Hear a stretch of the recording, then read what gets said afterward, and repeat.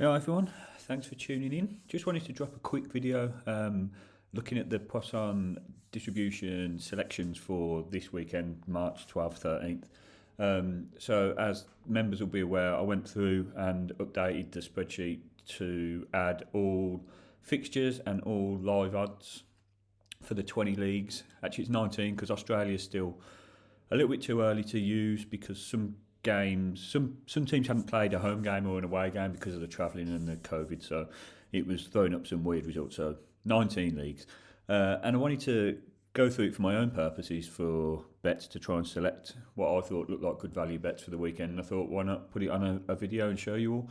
I'm not tipping them per se. I'm not telling you to go out and bet on them. I'm just showing you what has caught my eye from going through the pack and going through the various leagues, and these are the ones that I'll be keeping an eye on. There's only two on Saturday actually, which is a bit of a surprise.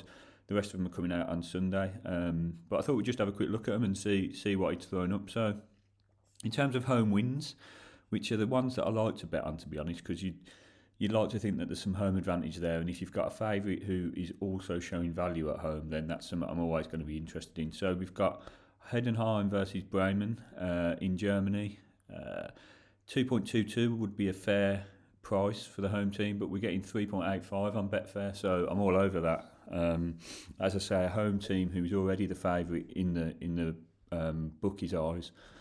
Who's already the favourite in our value odds, and then we're getting much higher value from the bookies. So we're going at 3.85, so I'll be taking that on. And then on Sunday we've got Strasbourg versus Monaco in France. Again, another big difference.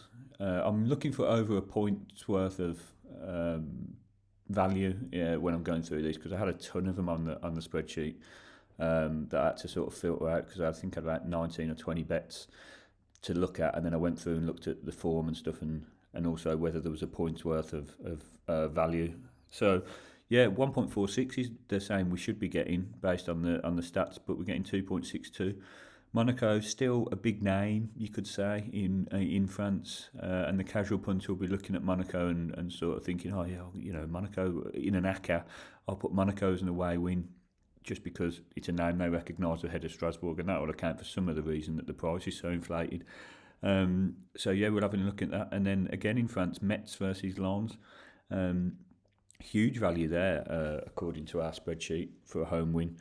2.81, but we're getting offered 4s, so we're going to definitely have a look at that as well.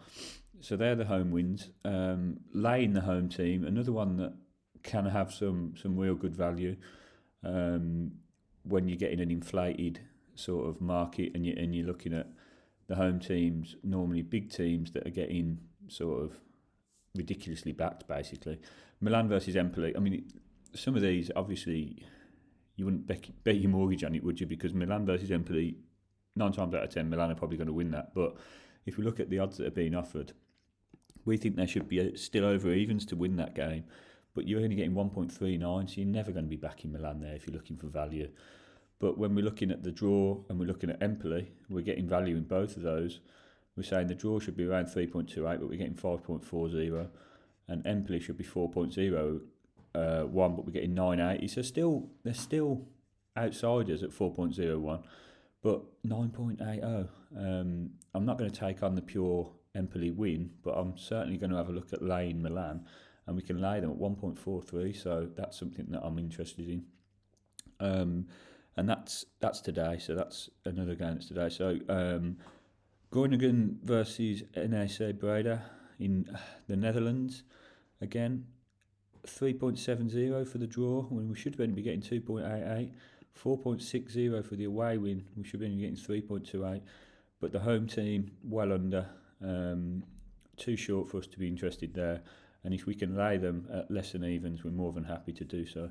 Barcelona Osasuna, another case of the huge powerhouse in Europe being priced too short in my eyes. They're not the power that they used to be, as we all know. They are susceptible to the odd sketchy result. I'll still expect them to win, but the value is there at laying them, because look at what we've got for Osasuna. I mean, 3.27, and they're getting 10. And the draw is ridiculously priced as well. I mean, it's tempting to go for an Osasuna win, isn't it? But I just love the value that Lane Barcelona gets, and you get both selections on side then. So 1.38, I'm all over that. Dortmund Bielefeld is more of a long shot, to be honest. As you can see, our own sort of Poisson odds are putting Dortmund at very short odds to win the game. So I'm not denying that this one probably will be fruitless, but the value there in terms of what we're looking at, Bielefeld and the draw, it's just too good to ignore. So I'm going to have a little look at that. It might be that you only put half a stake on that, or half a point stake, or whatever you want to do, but it's definitely worth having a look at. So then we're looking at away wins, just the one for today. I also had Villa versus West Ham, looking like an away win, which I would be interested in. So if anyone's looking at that, and it's a bit late now, but Villa West Ham is an interesting one, but there wasn't enough value, but there was value there in the away win for that. But this one we've got in Portugal, Estoril versus Portimonense, 3.30, and we should only be getting 2. And the home odds are way too short for our liking. There's not enough sort of discrepancy there for me to say we'll lay the home team, because the home team is, if you lay that, it's still going to be too far. I think the odds aren't going to be brilliant for a lay, so we'll go for the straight win on that one. And then laying the away team, another. I mean, this is perfect if you can get a lay on an away team at good odds. I mean, that's something I always look to get involved in, because you've got the home advantage, and not only have you got the home advantage, you've also got the draw on side. Obviously, into a huge favourites, but we haven't got them as as short favourites as the odds suggest. And like I say, home advantage, I'm all over that. So we can lay into at 1.70, so that's tomorrow. So I'll be getting involved in that for sure. There were another couple of home lays that I saw that I was interested in, but they were above 2. Man United were one of them, laying Man United, and also laying Brentford. So Brentford, Burnley, and Man United, I can't remember whoever they're playing. They were both coming out. If you laid them, you'd be getting on to about 2.2 for the lay. And I wanted to, because there were so many selections, I wanted to sort of get evens and below, just for the value. But there was still value in laying Man United and laying Brentford. So people who have got sort of a different tolerance to what you want to lay on, then you could get involved in those as well. So I hope you find that interesting. This is just my thoughts and ramblings from looking at the pack, and just showing you how you might want to try and interpret it and how you might want to use it.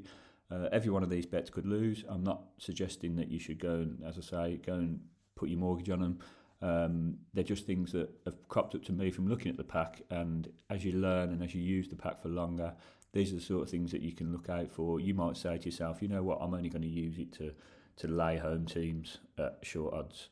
Or I'm only going to use it for favourites who are going to win at home, and they've still got value. So there's all sorts of different ways that you can use it. This is just one. So I hope you enjoy that. Enjoy the weekend, and I hope that any bets that you've got come off, and any plans that you've got go well. Please make sure you subscribe if you haven't already. It does help me out. So yeah, thanks very much and good luck.